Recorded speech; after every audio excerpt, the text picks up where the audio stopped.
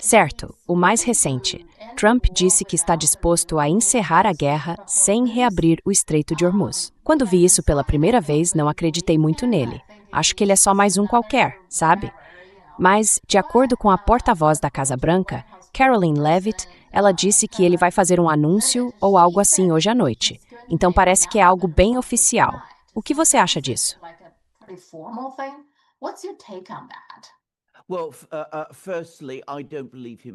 Bem, em primeiro lugar, eu também não acredito nele. Não acredito que haja qualquer verdade nessas coisas que Donald Trump diz sobre, você sabe, sair da guerra com o Irã ainda controlando o Estreito de Hormuz, operando seu pedágio como cada vez mais pessoas estão chamando.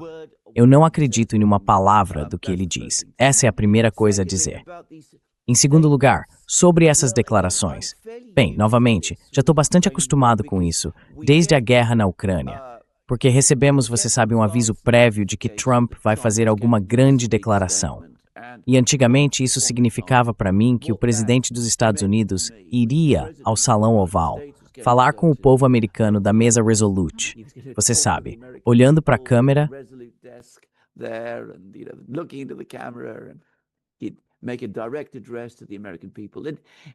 ele faria um pronunciamento direto ao povo americano. E com Trump, nunca é assim. O que acontece é que ele faz uma espécie de reunião, convoca a mídia, ao habitual vai e vem caótico. Ele diz todo tipo de coisa, algumas totalmente ofensivas, outras malucas, outras completamente fora de contexto, e não recebemos dele nenhum tipo de declaração coerente. Então, sinceramente, não estou particularmente impressionado. Nem espero nenhuma grande declaração dele. Mas o que é preocupante é que ainda continuamos a ver um aumento militar no Golfo Pérsico. Ele ainda está enviando mais aeronaves para lá, ainda enviando mais tropas, ainda realizando mais desdobramentos militares. Tudo, ao meu ver, aponta claramente para uma escalada da guerra nas próximas semanas.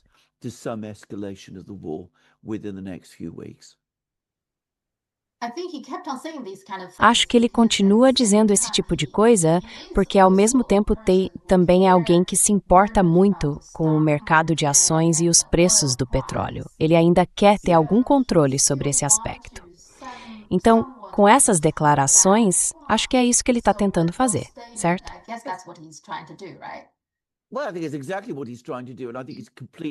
Bem, acho que é exatamente isso que ele está tentando fazer, e considero completamente antiético.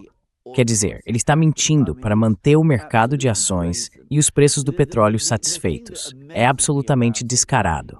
O que me espanta é que as pessoas que você esperaria que fossem duras, racionais, implacáveis, cínicas, os negociadores desses mercados, querem acreditar nele. Então ele aparece com essas declarações obviamente falsas, como estou negociando com os iranianos, ou há um novo governo razoável no Irã com o qual estou lidando.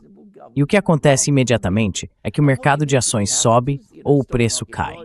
O fato de se deixarem enganar assim, repetidas vezes, acho bastante extraordinário. E isso revela muito sobre o tipo de pessoas que realmente estão comandando as coisas nos mercados hoje.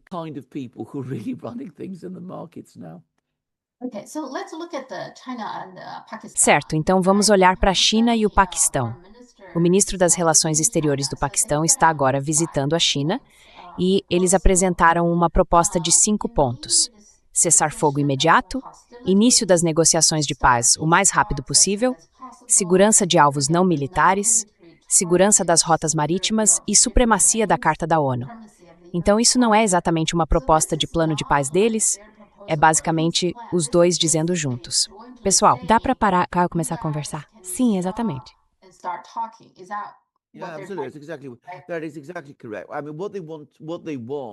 Exatamente. O que eles querem é um acordo em que o conflito termine completamente e as negociações comecem. E note, isso é muito importante, que não há nenhuma lista de exigências sobre o que as partes devem concordar nas negociações. Isso tem sido um desastre.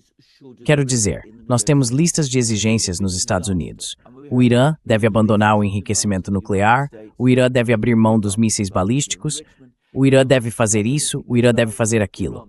Não há nada parecido vindo dos chineses ou dos paquistaneses. E os iranianos agora, é claro, porque receberam essas listas de exigências. e os americanos passaram a fazer o mesmo.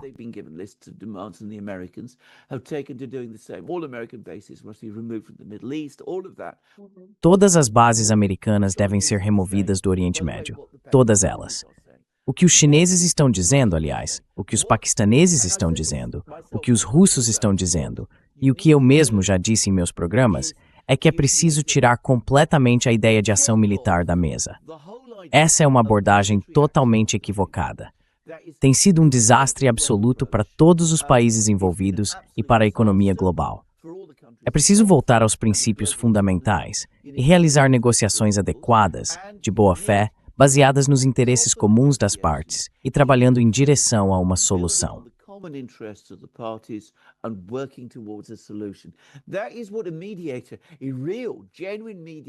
É isso que um mediador real, genuíno, deve fazer. E bem, acho que há interesse suficiente em comum aqui, de ambos os lados, para encontrar uma solução dessa forma. Afinal, o Irã diz que não quer armas nucleares. Os Estados Unidos dizem que não querem que o Irã tenha armas nucleares. Então, por que estão em guerra? Quer dizer, isso não faz absolutamente nenhum sentido. Essa é a lógica. Faz todo sentido. O problema é que os sinais não vão parar. E o motivo pelo qual não vão parar é o seguinte. Para Trump, parar e deixar a Irã no controle do Estreito de Hormuz é inconcebível, é impossível.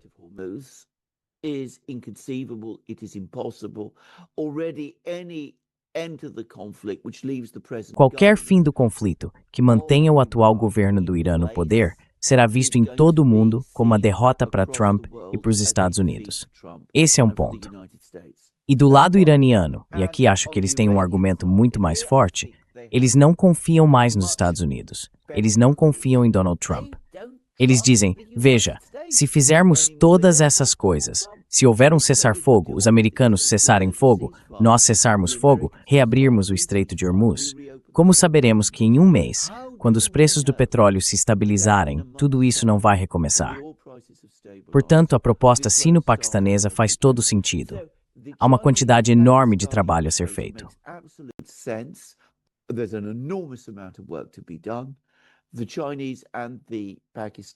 Os chineses e os paquistaneses precisam começar a dialogar com ambos os lados. O marco pode ser construído com base nessa proposta. É necessário oferecer garantias ao Irã de que isso não será retomado. E os Estados Unidos, por sua vez, precisam se comprometer a parar os bombardeios. Houve uma declaração brilhante, um editorial, explicando tudo isso, aliás, no Global Times há poucos dias, expondo toda a situação e perguntando: o que é essa declaração do G7 que eles publicaram absolutamente vazia? Por que não dizem simplesmente parem de bombardear? Por que não dizem algo tão simples assim? Não é isso que precisa acontecer primeiro? E então podemos seguir em frente. Assim, dá para ver a direção que a China está tomando.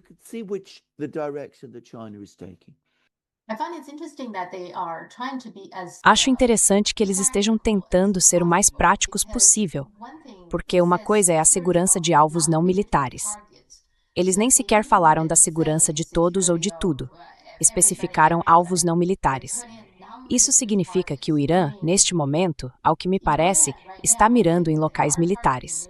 Embora eu ache que eles também estejam dizendo que vão começar a investigar contratadas, empresas que ajudam o exército dos Estados Unidos, com empresas de alta tecnologia.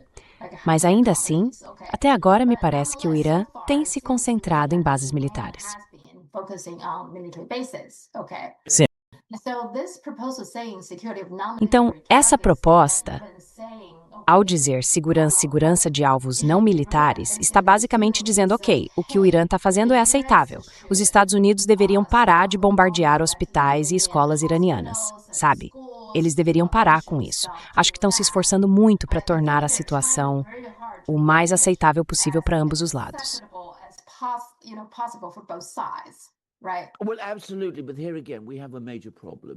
Certo. Bem, absolutamente. Mas, novamente, temos um grande problema. É possível imaginar um cenário em que os americanos até concordassem com algo assim, mas a outra parte desta guerra, Israel, jamais o fará. E esse é um problema fundamental. Israel atacou o campo de gás South Pars há cerca de uma semana. Israel atacou as siderúrgicas do Irã. Israel atacou vários outros locais em todo o Irã. Eles deixaram absolutamente claro que continuarão realizando ataques desse tipo.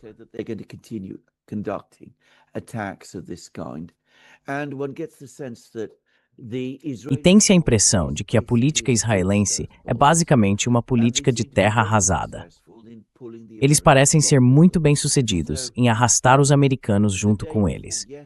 Então, anteontem, tivemos esse ataque inacreditável e terrível, por meio de uma postagem nas redes sociais de Donald Trump, em que ele disse que, a menos que o Irã, você sabe, capitule ou comece negociações sérias, ele vai destruir todo o sistema energético do Irã. Ele vai atacar os campos de gás.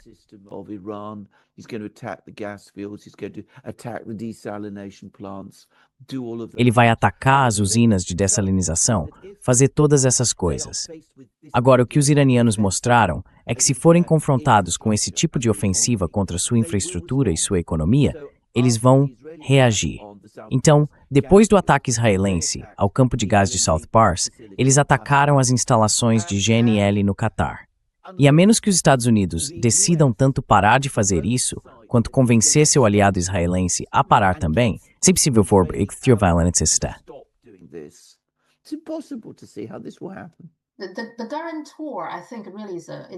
O fiador, eu acho, é realmente uma grande questão. Quero dizer, quem pode garantir que os Estados Unidos e Israel não violar qualquer acordo de paz que venham a firmar, supondo que consigam? Digo, é muito duvidoso se eles conseguirão chegar a algo. Mas quem pode garantir que, uma vez assinado o acordo de paz, no dia seguinte Israel não vá assassinar outro líder iraniano? Quem pode garantir isso?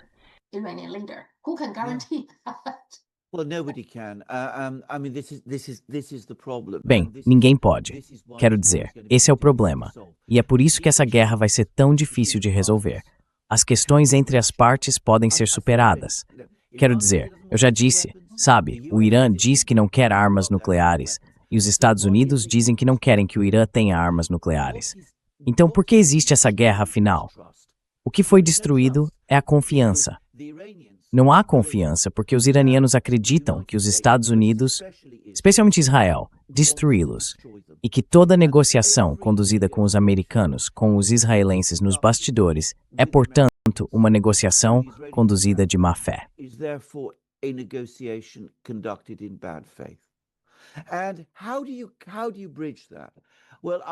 E como resolver isso? Bem, há todo tipo de coisa que, em teoria, poderia ser feita. O Irã é membro do BRICS.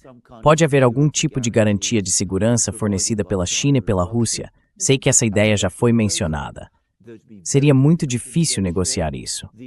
Os próprios iranianos, até muito recentemente, mostraram-se relutantes em aceitar esse tipo de garantia. Elas nunca foram oferecidas pela China, mas eu sei que foram oferecidas pela Rússia. Mas o Irã recusou, porque valoriza sua independência. Portanto, resolver essa questão vai ser muito difícil.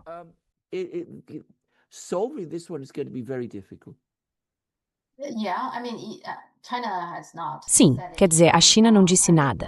Acho que parte disso é que a China não quer ser a garantidora, porque sabe que não dá para garantir esse tipo de coisa. Como você impede assassinatos, como Israel tentando assassinar mais líderes iranianos ou ataques terroristas aqui e ali, quer dizer, ninguém se importa. É quase impossível fazer isso.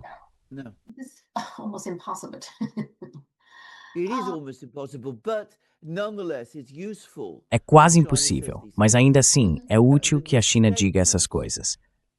Essa declaração nos mostra um caminho em direção à sanidade. Antes de podermos ter paz, precisamos alcançar a sanidade. No momento não temos sanidade, e esse é o problema.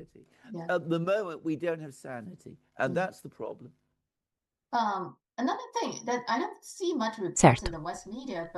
Outra coisa que não vejo muito noticiada na mídia ocidental, mas que a China noticiou, é que o Irã está propondo, ou melhor, discutindo, uma lei para oficializar as taxas ou cobranças para embarcações que passam pelo Estreito de Hormuz.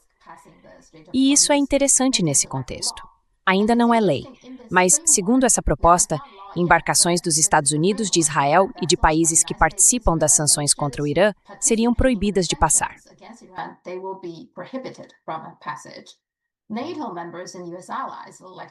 Membros da OTAN e aliados dos Estados Unidos, como Japão e Coreia do Sul, teriam que pagar uma taxa de 1,5 a 2 milhões de dólares. Outros países, os chamados neutros, seriam cobrados entre 150 mil e 200 mil dólares.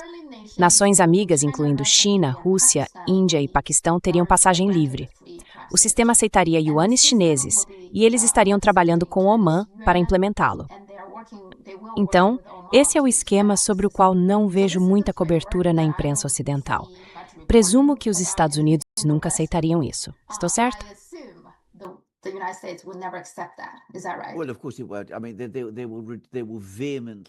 Bem, é claro que não vai. Quero dizer, eles vão se opor veementemente. E vou dizer o que eu pessoalmente penso. Acho que essa ideia provavelmente tem mais a ver com os iranianos se darem uma carta na manga para quando as negociações eventualmente começarem. O que vai acontecer? Quero dizer, em algum momento haverá negociações. Não tenho certeza se isso é legal, aliás, em termos de direito marítimo internacional, porque o Estreito de Hormuz é, você sabe, uma rota marítima conhecida. E acho que ele é regido pelo direito marítimo internacional, que não permite que países estabeleçam esse tipo de restrição à passagem por ele.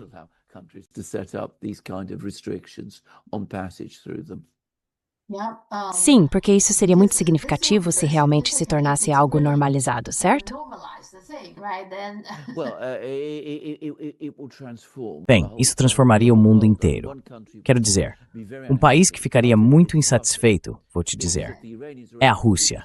Porque se os iranianos conseguirem fazer isso no Estreito de Hormuz, os turcos farão o mesmo com os Dardanelos e os dinamarqueses farão com os Skagerrak. Grande parte do comércio exterior da Rússia passa pelos mares Negro e Báltico. Claro, eles agora estão desenvolvendo a rota do Mar do Norte pelo Ártico. Mas ainda assim...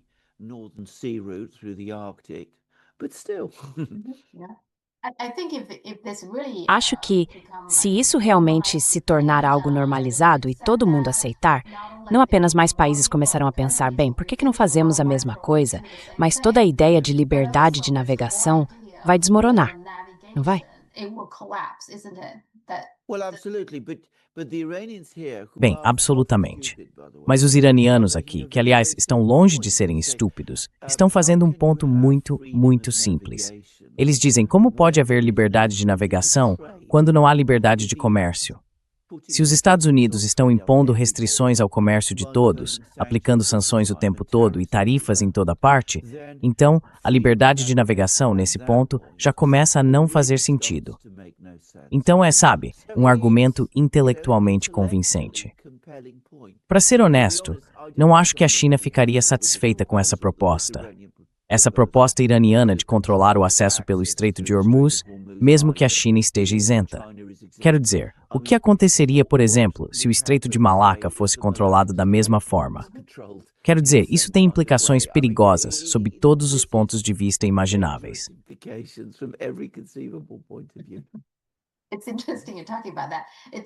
É interessante você estar falando sobre isso. Essa é uma preocupação que a China tem constantemente, o Estreito de Malaca, certo? Então, além de poderem cobrar taxas se começassem a fazer isso, eles também poderiam bloqueá-lo. Ok. Quero dizer, a China vem desenvolvendo rotas alternativas, sabe? E tem sido bastante bem-sucedida. Acho que eles já têm algumas rotas alternativas. Claro que sim. Sim, mas mesmo assim, isso não é algo que a China queira ver acontecer. Não, não. Quer dizer, é agora o maior país comerciante do mundo. Superou em muito os Estados Unidos. Tem a maior marinha mercante do mundo e exporta seus produtos para todos os cantos do planeta. Quero dizer, tem interesse tanto na liberdade de comércio quanto na liberdade de navegação.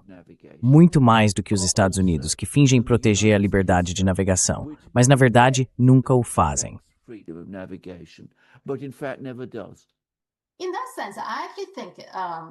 Nesse sentido, eu realmente acho que, do ponto de vista da China, a liberdade de navegação que os Estados Unidos defendem não é, por si só, uma coisa ruim, certo? Devemos ter liberdade de navegação. O problema é que os Estados Unidos dizem que estão mantendo todas as rotas marítimas seguras, mas na realidade agem de forma muito assertiva e às vezes coercitiva. assertive and also sometimes coercive with the other Yes. countries, right? It's É completamente desonesto. Os americanos dizem que apoiam a liberdade de navegação, mas isso não é dito de boa fé. Nunca foi. O que os Estados Unidos realmente estão fazendo é afirmar seu controle sobre as rotas marítimas globais, o que é algo completamente diferente. Claro, eles não falam dessa forma. Ah, não, é tudo liberdade de navegação. Estamos aqui para garantir que a navegação seja livre.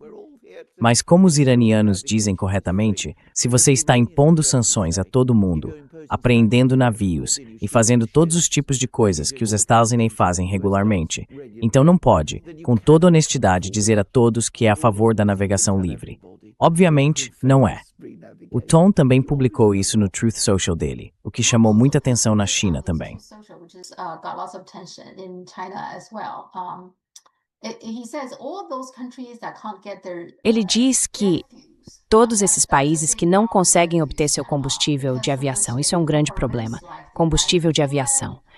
Agora, por causa do Estreito de Hormuz, como o Reino Unido que se recusou a se envolver na decapitação do Irã, eu tenho uma sugestão para vocês. Número 1, comprem dos Azavas Azueirei, temos de sobra. Número 2, criem um pouco de coragem atrasada, vão até o Estreito e simplesmente tomem. Vocês vão ter que começar a aprender a lutar por si mesmos. Os Estados Unidos não estarão mais lá para ajudar vocês, assim como vocês não estiveram lá por nós. O Irã na verdade, está dizimado. A parte difícil já foi feita, vão buscar seu próprio petróleo. Então, o que você acha disso? So, what's your take on that? Well, it's nonsense again. I mean, here's Donald Trump. Bem, é um absurdo de novo. Quero dizer, aqui está Donald Trump dizendo, vejam, eu criei essa catástrofe. Há uma enorme escassez de combustível de aviação. Eu causei isso, mas cabe a vocês resolverem. Eu estou bem, tenho meu próprio combustível de aviação, o que aliás não é verdade. Absolutamente não é verdade. Mas, sabe, não olhem para mim. Eu sou apenas a pessoa que destruiu tudo. Vão lá e resolvam tudo sozinhos. Quero dizer, é o Donald Trump em essência. Mas é claro, a maneira como Donald Trump fala, e isso é importante dizer, é muito parecida com a forma como os americanos geralmente falam. Eles não usam uma linguagem tão grosseira, mas os americanos sempre partem do princípio de que estão ali para causar o máximo de dano possível. E se eles próprios se meterem em encrenca, cabe aos outros tirá-los dela. Essa é sempre a suposição que os americanos fazem.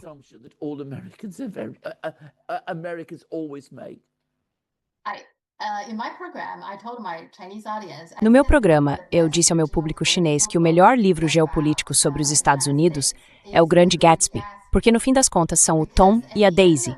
Eles são muito típicos, certo? Eles criam uma enorme confusão. E depois dizem, nós somos as pessoas boas. Outras pessoas podem limpar a bagunça. Esse é o problema delas. Nós somos as pessoas boas, estamos tentando fazer o bem. E se não der certo, bem, é assim mesmo. E deixe que outros limpem. Exatamente. Isso é genial. Exatamente, eu me lembro dessa. Sim. Certo, Tom e Daisy, você sabe o Grande Gatsby. Com certeza. Né? É um autor americano bem típico, sabe, que escreveu aquele livro. Certo. Então ele conhece os americanos. Sim. Sim, na verdade é genial. Sim, ok. Então há outra coisa acontecendo que provavelmente deveria receber mais atenção, que é o fato de que me parece que a Europa está tentando se desvincular dos Estados Unidos no setor financeiro. Eles têm lançado diferentes sistemas. Um se chama Vero, o outro Vera. Quer dizer, é um pouco confuso, mas ainda assim esses sistemas foram projetados justamente para contornar a Mastercard e a Visa. Essas são empresas financeiras norte-americanas. Então, basicamente, a Europa está dizendo, temos nosso próprio sistema de pagamentos financeiros e eles já alcançaram esse objetivo.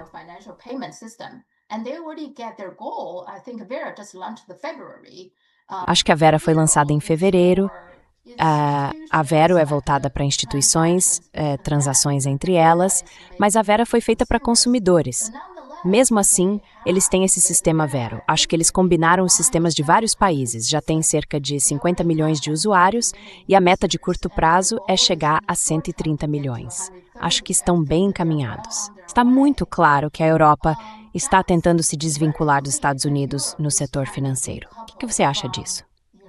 In the financial sector. What do you take on that? No, you're absolutely correct. I mean, it's the extraordinary thing, the Não, incredible thing. você está absolutamente certo. Quero dizer, é algo extraordinário. O incrível é que a Europa, que foi tão leal aos Estados Unidos, passou por todos os desastres imagináveis ao seguir a política norte-americana e agora finalmente começa a entender que esse país, os Estados Unidos, não é seu protetor. É um predador e um agente de desestabilização. Não se pode confiar nos sistemas de pagamento americanos. Não se pode confiar na Visa e na Mastercard. Não se pode depender dos americanos para tudo como antes. Todo o conceito de ocidente coletivo é uma via de mão única, em que os americanos ficam com tudo e os europeus pagam por tudo. E se isso está acontecendo agora, em uma Europa cuja classe política tem sido incrivelmente resistente a esse tipo de pensamento até o momento, quero dizer, eles fizeram de tudo para serem o mais leais possível aos americanos. Então isso de fato mostra que estamos à beira de uma mudança enorme.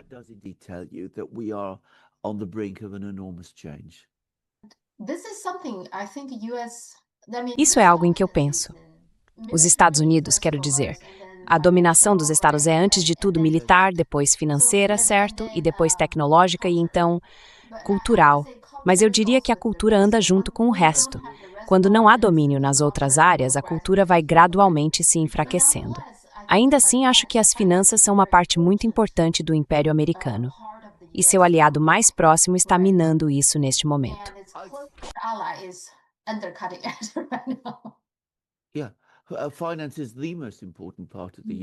Sim, as finanças são a parte mais importante do Império dos Estados Unidos. Quero dizer, na manufatura, a China está muito à frente. Em tecnologia, os americanos fingem que estão à frente de todo mundo, mas na verdade não estão. A China é pelo menos tão avançada quanto. Mesmo outros países, sabe, a Rússia não está tão atrás assim. Em alguns setores, está pelo menos no mesmo nível. Os americanos não têm uma grande vantagem em tecnologia. O poder militar... Bem, acho que esta guerra demonstra que há limites para isso, e vemos esses limites em muitas outras guerras também. Então, em poder militar, eles também não têm essa vantagem enorme. São as finanças e a cultura. Você está absolutamente certo. Quero dizer, a cultura é um subproduto do poder duro. Isso será especialmente transitório, porque eles não têm a profundidade cultural que uma sociedade como a China tem.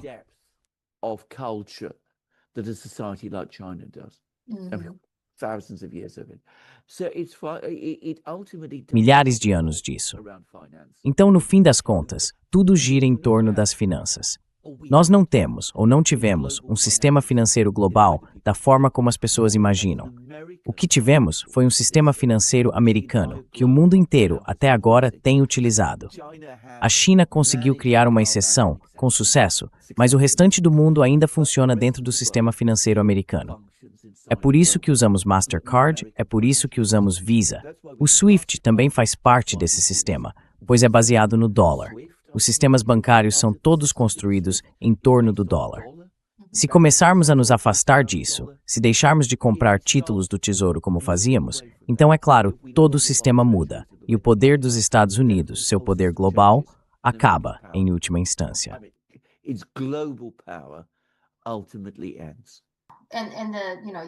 E você sabe, foi isso que a Europa fez. Mas também acho que agora o Irã, antes mesmo de se tornar uma lei, já está cobrando taxas de muitos países também. E eles estão usando o sistema de pagamento chinês. É sim. Certo? Com certeza. Então tudo isso é uma grande crise. E quanto mais isso se expande, quanto mais avança, mais os europeus começam a conectar os pontos. Os movimentos em direção às moedas digitais, que agora estão sendo impulsionados em cada vez mais países. Quanto mais isso acontece, mais frágil se torna a posição dos Estados Unidos em termos globais. O poder militar. Os Estados Unidos ainda têm muito, mas não é tão grande nem tão dominante quanto costumava ser. Se perderem o controle das finanças globais, então francamente perdem o jogo.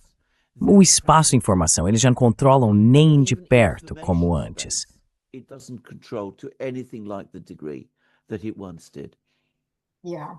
Sim. And then culturally, we E already então, see, culturalmente, já like, vimos for isso. example, Por exemplo, no this Oscar year's deste Oscar, ano, I don't think acho many que people poucas paid pessoas realmente attention to prestaram it. atenção. It used Antigamente, to o be Oscar era algo Oscar is enorme, big, certo? right? Todo mundo Everybody, ficava oh, tipo, who ah, won? quem ganhou este You ano? know, go Você to ia the ao cinema movies, para go to assistir esses movie filmes, theaters mas to neste ano watch sinto que those ninguém ligou movies. muito. And this year, I feel like nobody paid attention. Even I didn't pay attention Nem eu to it, prestei which is atenção very nisso, o que é muito...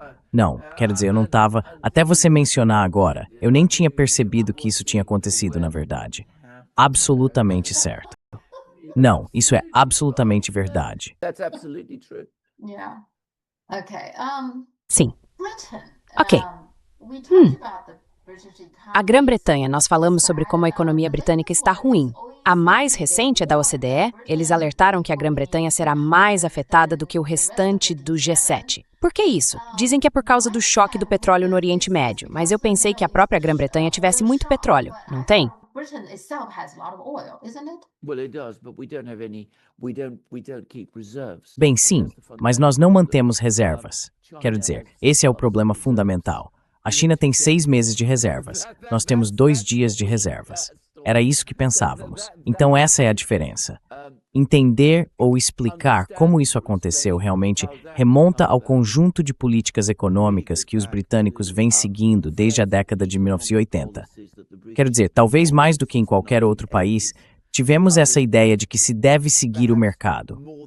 Ir aos mercados à vista, comprar petróleo lá. Como você disse corretamente, éramos um grande produtor de petróleo. Quero dizer, isso é, bem, ainda produzimos um pouco de petróleo, mas nada comparado ao que produzíamos antes. Well, we still produce some oil, but nowhere near as much as we did. And we import oil now, which we're a net. E agora importamos petróleo. Somos importadores líquidos, quando costumávamos ser exportadores líquidos. Então, sabe, o fato de produzirmos nosso próprio petróleo significava que tínhamos menos motivo para armazená-lo.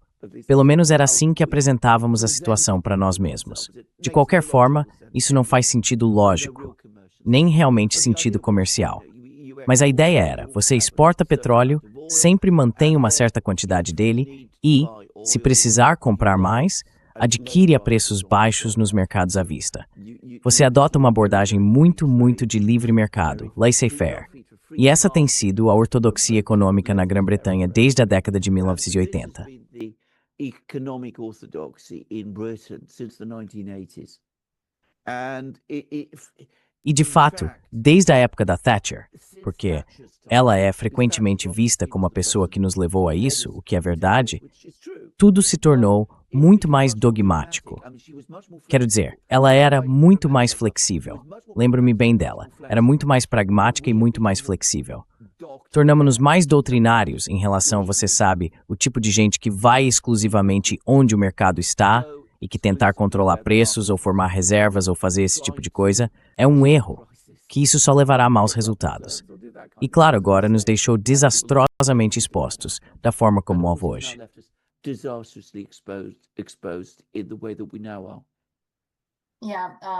Sim, Thatcher e Reagan. Para os Estados Unidos foi o Reagan, certo, quem mudou muita coisa. Na época, eles eram considerados grandes líderes índios.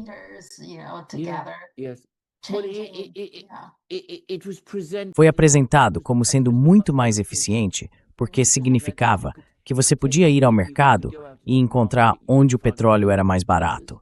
Petróleo em todo lugar e coisas desse tipo. E claro, isso agradava aos instintos comerciais da Grã-Bretanha, que são muito fortes. Quero dizer, as pessoas tendem a pensar na história econômica britânica como, você sabe, o país que foi pioneiro na Revolução Industrial. Mas o coração econômico da Grã-Bretanha sempre foi a negociação. Somos mais negociadores do que produtores propriamente ditos. Quero dizer, havia as cidades industriais e os lugares onde a indústria acontecia. Mas a energia fundamental da Grã-Bretanha, o lugar onde sempre se fez o grande dinheiro, estava nas finanças e no comércio. E isso agradava muito a esse tipo de instinto britânico.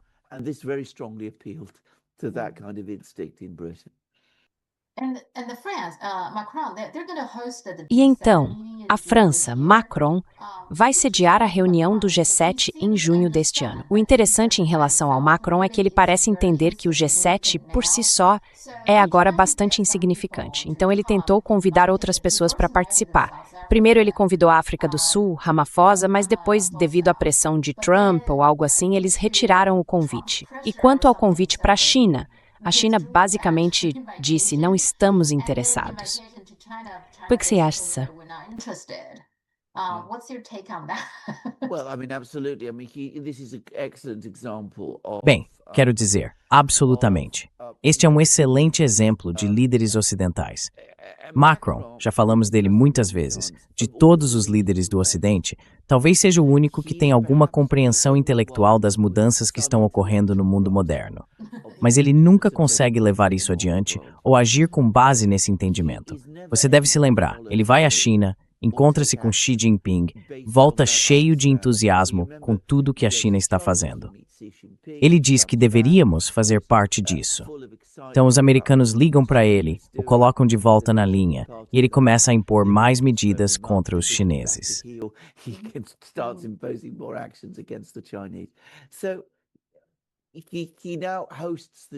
Então agora ele é o anfitrião do G7. Ele percebe intelectualmente que o G7 não é mais o grupo dominante que costumava ser quando foi criado lá na década de 1970, em 1968, em Rambouillet, na França, pelo presidente Giscard.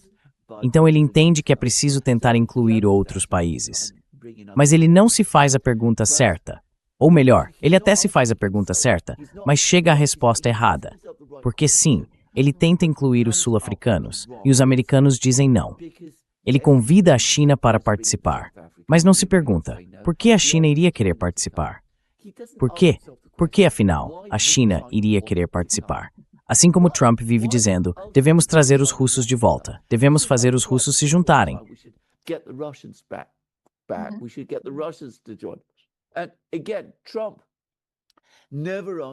E mais uma vez, Trump nunca se pergunta, por que os russos iriam querer participar?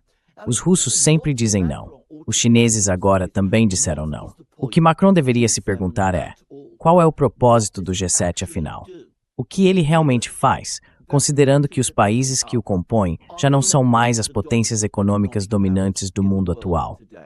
E essa é a pergunta que nenhum líder ocidental quer enfrentar, porque se o fizessem, entenderiam que um sistema completamente diferente para administrar a economia global faria muito mais sentido.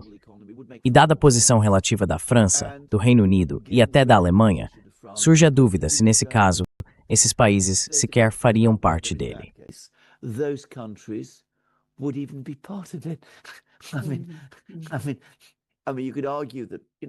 Quer dizer, pode-se argumentar que a Rússia, a Índia, até o Brasil, talvez tenham algum papel a desempenhar.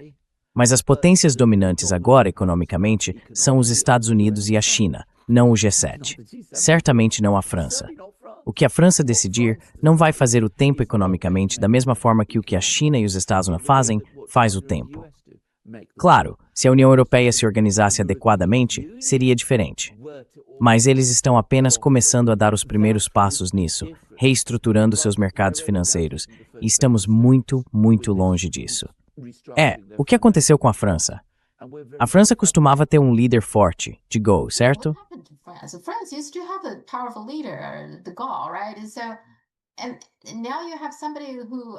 E agora você tem alguém que, não sei, quero dizer, se você quer convidar a África do Sul, apenas convide a África do Sul. Porque, sabe, se os Estados Unidos dizem não, você simplesmente não entende. E não é só ele. Lembro que quando os Estados Unidos voltaram, muita gente estava comentando, coisas parecidas aconteceram com a França. E lembre-se, esse é um aliado dos Estados Unidos. Isso foi na época do Obama, quando a GE estava tentando adquirir parte de uma empresa francesa, a Alstom. Acho que o nome da empresa é Alstom.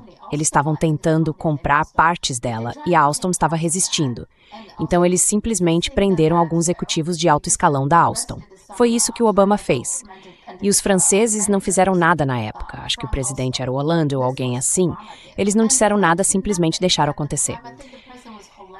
O que aconteceu com a França? know. What happened to France? Well, I know what did indeed happen to France. Many people in France are. Bem, eu sei. O que aconteceu com a França? Muitas pessoas na França se perguntam isso. Quero dizer, se você está falando do general de Gaulle, ele está bem na ponta da minha memória. Se ele tivesse decidido convidar Ramaphosa para uma reunião em Paris, na França, e os americanos dissessem, nós realmente não o queremos lá, de Gaulle teria simplesmente dito, azar o seu, eu sou o presidente da França, este é o meu país, eu convido para o meu país quem eu quiser. E bem, é isso. Mas já faz tanto tempo que não vemos um líder europeu de qualquer tipo responder dessa forma.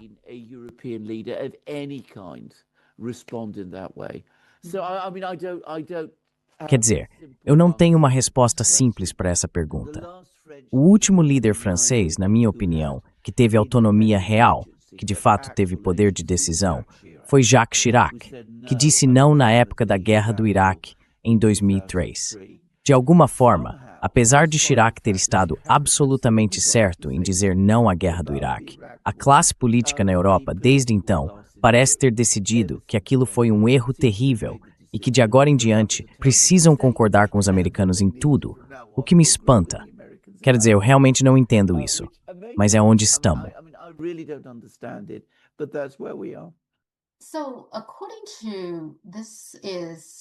Então, de acordo com o JP Morgan, segundo a avaliação deles, o efeito do choque do petróleo começará na Ásia, o que provavelmente é verdade, porque na última semana a rúpia indiana e o iene japonês desabaram. Certo.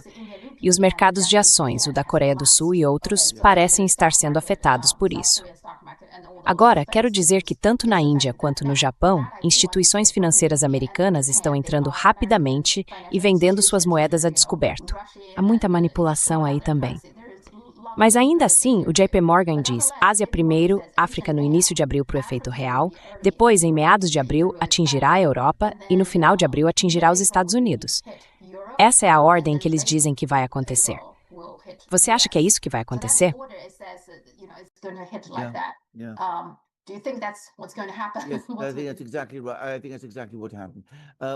Acho que isso está exatamente certo.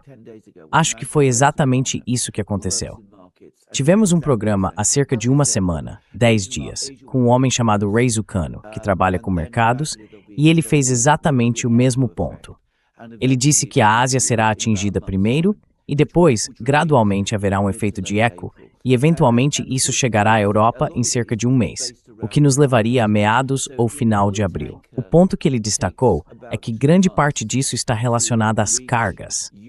Um petroleiro leva cerca de 2 meses para chegar à Europa se estiver transportando grandes quantidades de petróleo do Golfo Pérsico, a menos que esteja passando pelo Mar Vermelho. A maioria deles, ou pelo menos muitos, contorna e circunnavega a África. Então, muitas dessas cargas ainda estão chegando à Europa, de navios que saíram do Golfo Pérsico antes do início do conflito, em 28 de fevereiro. Os europeus ainda estão recebendo esse petróleo, mas eventualmente, obviamente, isso vai diminuir e acabar. E nesse ponto é quando as verdadeiras faltas começarão.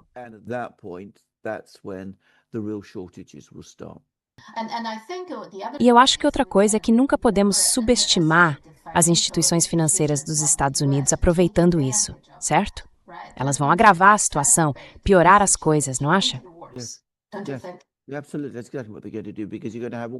Com certeza, é exatamente isso que eles vão fazer, porque vai haver todo tipo de gente nos mercados apostando em preços mais altos, depressões, esse tipo de coisa. A forma como os mercados funcionam hoje em dia é que eles agravam as situações, tornam as depressões piores ou fazem os períodos de alta irem ainda mais longe. Quero dizer, eles estão tirando o equilíbrio do sistema.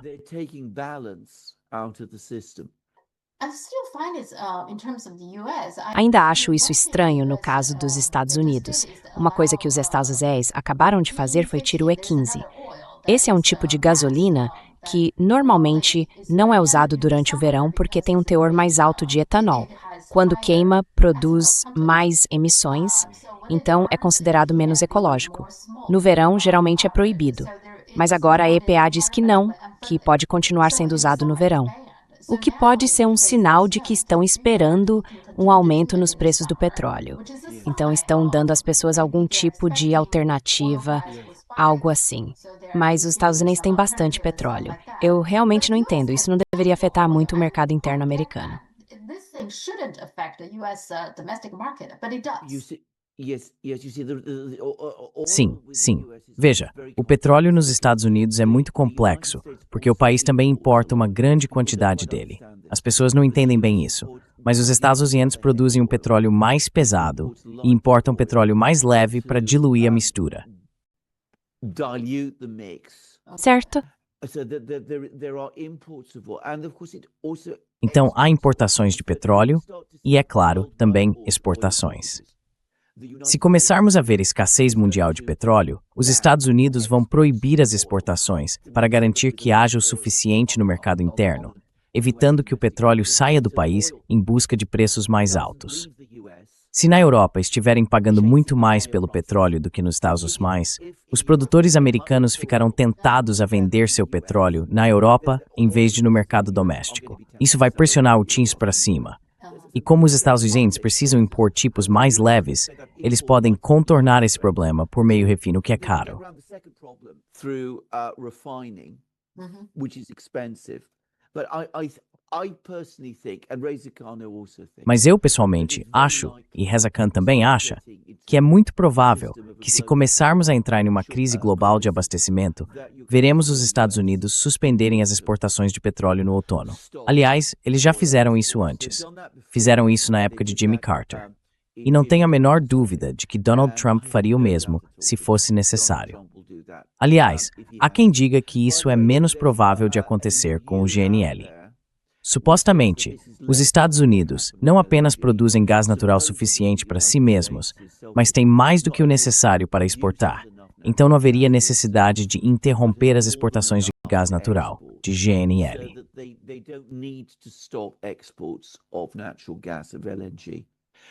Eu não acredito nisso. Vou te dizer isso de imediato. Suspeito que ao analisar as realidades do mercado, você verá que não é bem assim. E eu não ficaria surpreso se no outono eles também proibissem as exportações de GNL. Nesse caso, a crise que a Europa enfrentaria seria existencial. Quero dizer, sem o GNL dos Estados Unidos, a Alemanha agora obtém cerca de 90% do seu gás, 90% do seu GNL dos Estados Unidos. Ela está muito dependente de GNL agora. And is a seu cloverdu in songs. I don't know what it does in that kind of situation. Do you think they're going to Germany is going to start A Alemanha vai voltar a conversar com a Rússia sobre o Nord Stream? again? Well, some people are Bem, talking about, algumas pessoas estão falando que a Alemanha deveria fazer isso. O AfD está falando sobre isso. Eles também estão dizendo, aliás, que a Alemanha deveria agora pedir para que todas as tropas dos Estados Unidos na Alemanha se retirem. in Germany to leave. Sim. Yeah. The point is, Mas a questão é que o governo atual, obviamente, não está falando em fazer nenhuma dessas coisas. E, novamente, é aqui que acho que precisa haver alguma explicação. Porque digamos que haja uma grande crise do petróleo na Europa, e é fevereiro, e não há petróleo, e os preços estão disparando, e há racionamento. E eles decidem nesse momento que vão procurar os russos e dizer: podemos, por favor, reabrir o Nord Stream, o Yamal e tudo isso. Levaria meses para colocar tudo isso em funcionamento novamente. Quero dizer, não é tão simples assim. Primeiro de tudo, seria preciso descobrir em que estado esses dutos estão. You need to find out what state these pipes are in, first of all. Pipes deteriorate. There needs to be all kinds of things done. Quer dizer, os dutos se deterioram. Há todo tipo de trabalho que precisa ser feito. E então, é claro, há a questão adicional de que a Rússia não tem uma produção infinita de gás. Eles já redirecionaram boa parte desse gás para outras finalidades, para a China, mas também para uso doméstico. Então, se começássemos a conversar com os russos sobre isso agora, sim, talvez fosse possível fazer algo, mas deixar tudo para a última hora, que é o que provavelmente faremos, não é a forma certa de lidar com essas coisas. Na China, eles entendem isso. Na Europa, nós não. In China, they understand that, by the way. In Europe, we don't. Yeah, China is very good at Sim. planning. A China é muito boa em planejar com antecedência, sabe, desde essa época. É. Quero dizer, olhe para os veículos elétricos. Os veículos elétricos chineses agora são vendidos em todos os lugares. Eles estão batendo recorde atrás de recorde. 20-plus-year program. Mas o programa de mais de 20 anos. Sim, eu aprendi isso com você, aliás. Eu fui atrás e pesquisei. Você está absolutamente certo. E é exatamente isso. Não, nós não planejamos com antecedência. Não temos a menor ideia de como planejar com antecedência. Simplesmente não fazemos isso. Então o que vai acontecer é que em fevereiro, digamos que seja fevereiro, estaremos sem petróleo, sem gás. E os russos dirão, bem, sabe, sinto muito, mas não podemos simplesmente abrir a torneira de novo. E então haverá todo tipo de gente escrevendo nos jornais. Está vendo? Os russos, não dá para confiar neles. Eles não estão dispostos a nos fornecer gás, afinal. Isso prova que eles nos odeiam e querem nos destruir. Então simplesmente não nos governamos mais de forma inteligente, como fazíamos antes. E na China, é claro, eles fazem isso perfeitamente. And in China, of course, they absolutely do. Em termos de veículos elétricos e toda essa questão de energia alternativa, não foi a China que começou isso. Foi o Ocidente falando sobre o meio ambiente, certo? Que tudo precisa ser sustentável, esse tipo de coisa. E a China ouviu e pensou, bem, na verdade isso faz sentido, porque a China também precisa de uma economia de energia sustentável. Então vamos ver o que podemos fazer. A China levou isso a sério, enquanto o Ocidente, ao que me parece, sobre meio ambiente, sustentabilidade, nunca foi realmente sério a respeito disso.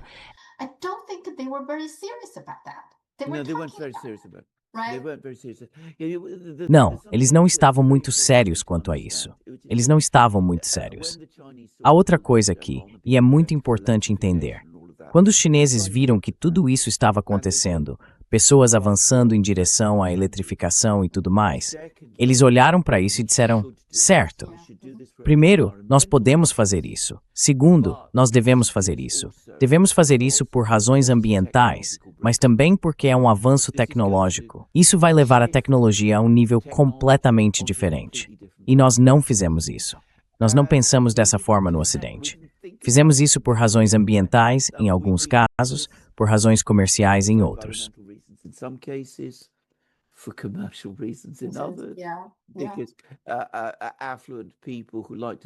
Porque pessoas abastadas que gostam de votar no Partido Verde, nos subúrbios, queriam carros elétricos como uma espécie de demonstração de virtude. Houve muito disso no Reino Unido, aliás. Então nunca houve uma análise séria sobre como a energia do futuro seria produzida. Como será a economia do futuro? Simplesmente não fazemos esse tipo de reflexão no Ocidente.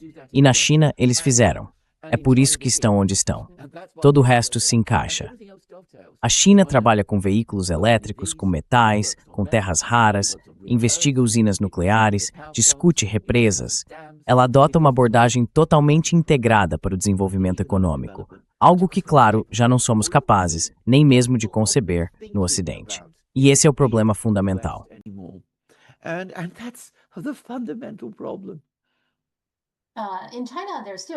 Na China, ainda há muitas pessoas, e eu me incluo entre elas, que acreditam que toda essa questão da energia verde foi pelo menos em parte pensada para impedir que os países em desenvolvimento se desenvolvessem. Na verdade, eu acho que há um pouco de verdade nisso.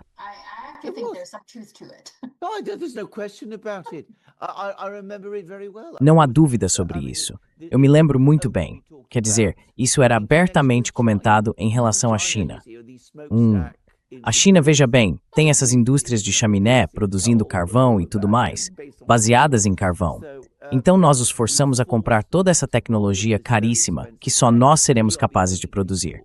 Vamos interromper completamente o desenvolvimento deles.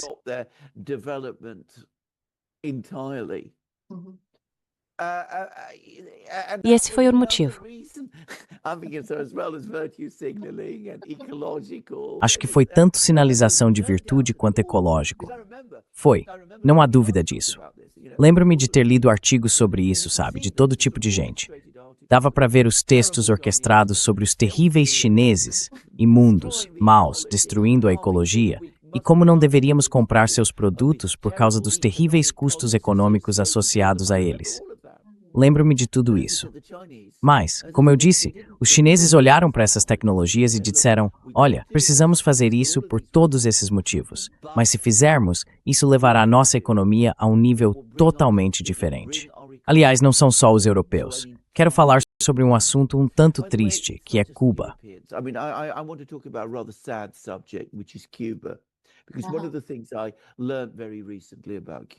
Porque uma das coisas que aprendi muito recentemente sobre Cuba é que há alguns anos, a China apareceu e disse: olha, vocês estão excessivamente dependentes do petróleo.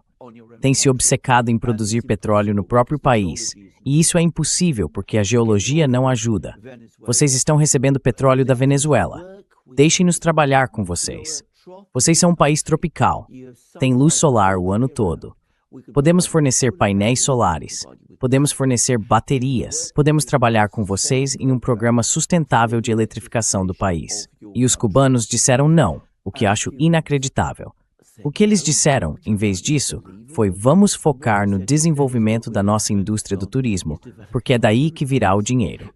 E bem, você sabe, a China disse tudo isso.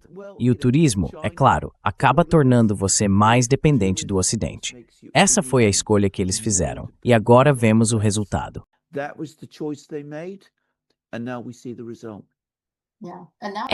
E agora todo mundo está correndo para comprar painéis solares. Então os painéis solares são outro grande atrativo agora.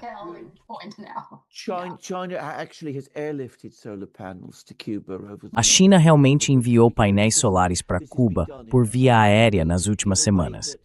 Mas veja, isso não foi feito de uma forma que, bem, eles fazem diferença, mas poderia ter sido abordado e executado de um jeito completamente diferente.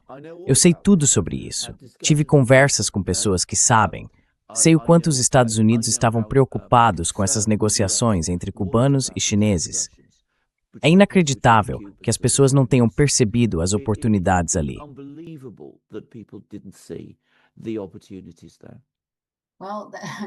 Bem, é por isso que a China é tão única de tantas maneiras. Muitas vezes é difícil convencer alguém de que algo pode acontecer, sabe? Logo ali na esquina. Pode acontecer. Mas muitas pessoas simplesmente não conseguem enxergar tão longe.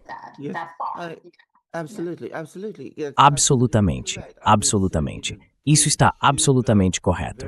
Quero dizer, você sabe, Cuba está muito satisfeita com seu relacionamento com a Venezuela, sem considerar o que poderia acontecer se isso algum dia chegasse ao fim.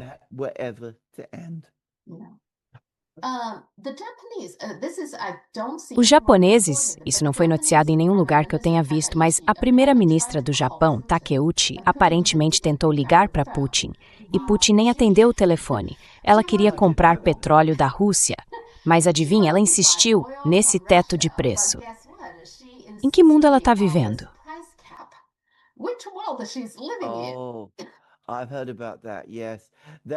Eu ouvi falar disso sim. Agora isso explica, porque de repente vi uma enxurrada de artigos na mídia russa dizendo que os russos não venderão petróleo a nenhum país que aplique o teto de preços.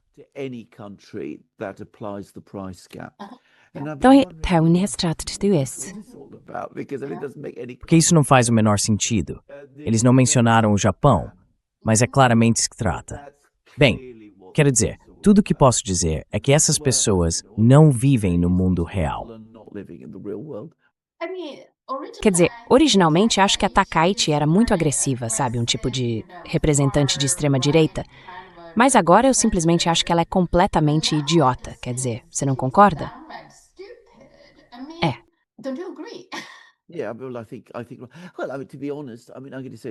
Bem, eu acho, quer dizer, para ser honesto, vou dizer logo de cara, ser de extrema-direita e agressivo não significa ser inteligente. Eu diria que, em termos dos interesses do Japão, ser agressivo é, na verdade, francamente uma estupidez. Quero dizer, a política inteligente para o Japão seguir seria melhorar as relações com a China, que, aliás, eu me lembro, sabe, em certo momento não eram tão ruins assim. Quer dizer, minha panela de arroz, comprei de uma empresa japonesa, é muito boa, aliás, foi feita na China. Então é isso, né?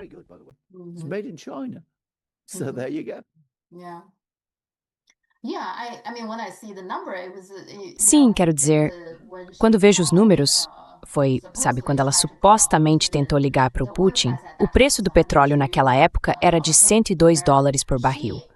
Quero dizer, o teto de preço no ano passado era de $60. E recentemente, antes de tudo isso começar no início deste ano, o Japão ainda reduziu para $47,60. Se esse é o preço que ela está pedindo, será que ela pensa antes de pedir? Quero dizer, se fosse eu, teria que perguntar. Bem, absolutamente sim. O que você diz? Mas na verdade não deveria. Tem sempre no mundo, hoje em dia, que sabe. Falando em estupidez, houve outro evento recentemente que chamou muita atenção na China. Há uma conferência chamada NeurIPS, a Conferência sobre Sistemas de Processamento de Informação Neural. É uma conferência de IA bastante renomada e prestigiada que acontece todos os anos. Por algum motivo, eles decidiram em seu site que iriam cumprir a lista de sanções dos Estados Unidos. Ou seja, quem estiver sancionado não poderá ter seus artigos aceitos, ou algo do tipo. Bem, isso inclui muitas empresas de IA na China, várias empresas de tecnologia como a Huawei, e o fato é que a Huawei e várias outras empresas chinesas de tecnologia vinham patrocinando essa conferência de IA. Então é claro que a China percebeu.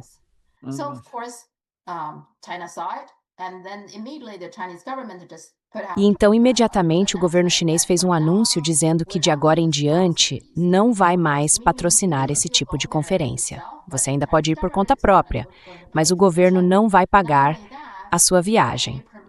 E mais, para qualquer promoção ou coisa do tipo, o seu artigo apresentado nessa conferência não será considerado de prestígio.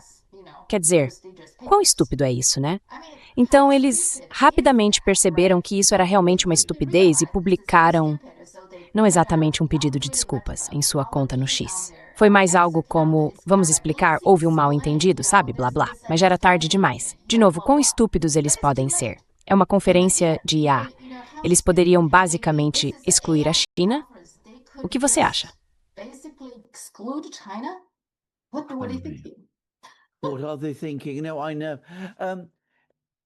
O que eles estão pensando? Não, eu sei. Essa deferência às sanções dos Estados Unidos é completamente estúpida. Quero dizer, dá para ver isso com a Índia e a bagunça que a Índia fez. Com o petróleo russo, eles continuaram importando mesmo quando disseram que não estavam. Mas o que eles precisavam fazer, o que deveriam ter feito, era dizer, olha, nós não vamos cumprir as sanções ou tarifas dos Estados Unidos. Se os Estados Unidos quiserem impor tarifas desse tipo sobre nós, essa é uma decisão deles. Mas, hipótese alguma, vamos permitir os Estados Unidos. Have our economic policy dictated by the United States.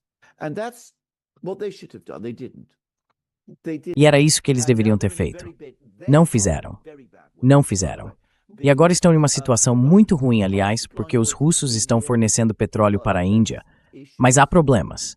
Alguns dos transportadores russos estão incertos e o fornecimento de petróleo da Rússia foi reduzido durante o inverno.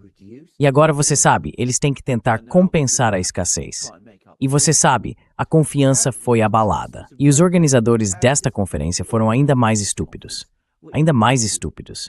Uma conferência de IA sem a China, que está liderando o mundo em AI.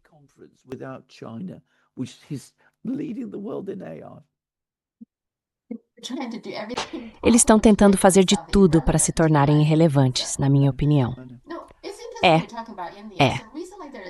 Não, é interessante você falar sobre a Índia. Recentemente houve um caso em que 7 petroleiros estavam a caminho da China, mas a Índia ofereceu um preço mais alto, e não só isso, também cobriu as penalidades. Então, esses 7 petroleiros foram para a Índia, o que significa que eles pagaram muito mais do que teriam pago se não tivessem seguido as sanções. Mas, novamente, como já falamos antes, muitos países não pensam tão à frente, certo? Eles sempre olham para o curto prazo. E eu acho que, para a mod, os Estados Unidos ainda são um mercado muito importante. Então ele acabou cedendo um pouco, eu acho.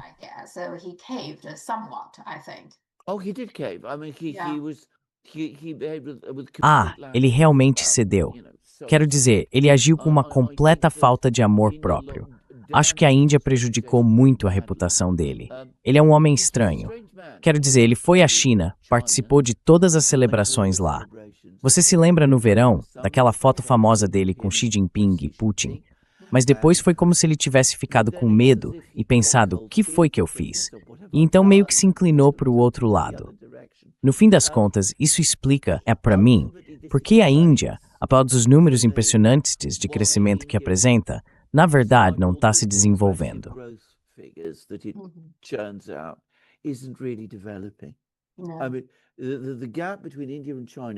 Quero dizer, a diferença entre a Índia e a China está, na verdade, aumentando.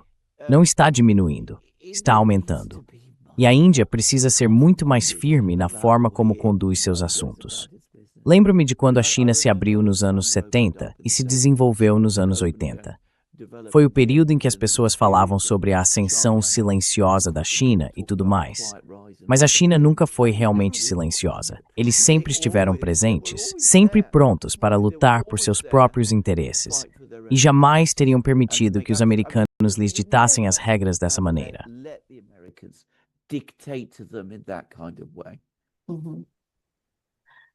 Mas não é muito fácil enfrentar os Estados Unidos. Ainda assim, acho que, mesmo que a China tenha dado o exemplo, muita gente pensa, bem, eles têm as terras raras, sabe? Outros países não têm esse tipo de poder. Mas eu acho que o Brasil também já enfrentou os Estados Unidos, certo? Então, o Brasil não tem a carta das terras raras, mas o Brasil é tipo, tanto faz. Vamos fazer o que achamos melhor para o nosso país, certo?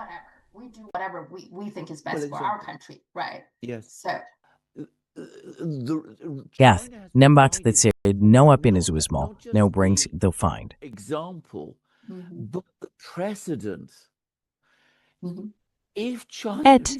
A du isveitig kitlemenivedi neandes servoitrist. Uma dessas decisões foi dizer a si mesmo que se estivermos lidando com os Estados Unidos, precisamos estar prontos às vezes para dizer não. E você olha para o Irã, certo? O Irã tem tentado fazer concessões nas negociações. E isso não levou a lugar nenhum.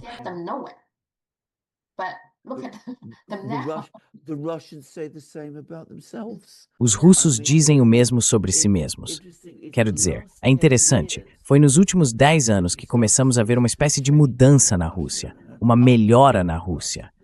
Mas sabe, eles foram forçados a isso, porque era constantemente uma concessão atrás da outra, uma negociação atrás da outra. Meu amigo Glenn Deason chama isso de tática do salame. Os americanos chegam, pegam uma fatia e depois voltam querendo outra e outra e outra.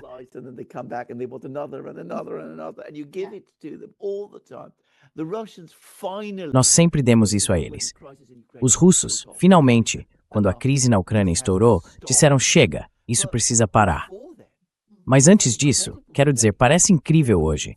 Eles estavam até pensando em comprar suas armas da França e dos Estados Unidos, sabe, encerrando suas próprias indústrias militares. Quero dizer, pelo menos eles chegaram lá, e pelo menos sempre houve alguma oposição. Mas muitos países ainda admiram demais os Estados Unidos. A China nunca foi assim. Em nenhum momento besta Sprattrup and the Bay.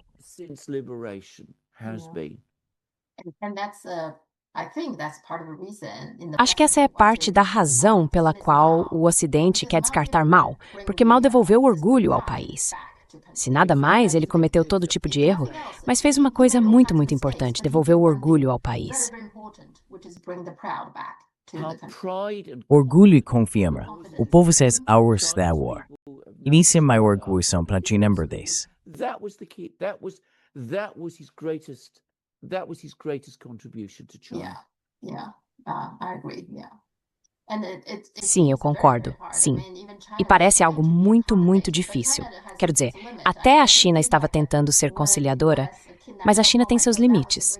Eu realmente acho que quando os Estados Unidos sequestraram Meng Wanzhou, aquilo foi um momento de alerta. Tipo, você faz isso, sequestra a filha de alguém porque ela é chefe de uma empresa de tecnologia. É que, quando você faz algo que ultrapassa um limite moral reconhecível, acho que o direito é muito mais profundo que eles percebem. Bem, exatamente. Quero dizer, há uma diferença fundamental entre negociar e ser razoável. E se envolver em apaziguamento. A China nunca se envolveu em apaziguamento. Never engaged in appeasement. Certo, vamos ver o que acontece a seguir. Há tantas coisas no ar agora. Vamos ver, conversamos na próxima semana. Let's talk next week. Vamos manter contato. Tenha uma ótima semana. Vejo você na próxima semana. Tchau.